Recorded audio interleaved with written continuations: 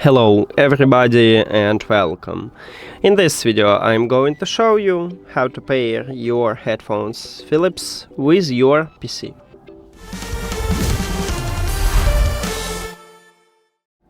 You have to start by press one time at the Windows button on your keyboard and then write Bluetooth.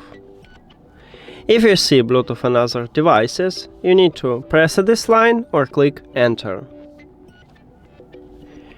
Then, at the right top you will see the button Add Device. You need to press this button, or if you have Windows 10 you will have this button at the top.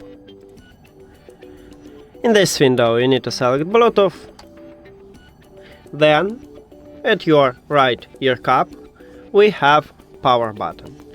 So firstly your headphones should be turned off. If it's turned on, just press and hold Power button to turn off them, and then press and hold Power button.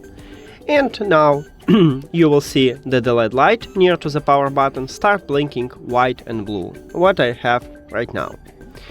So we just enter print mode and we should see them at the device list.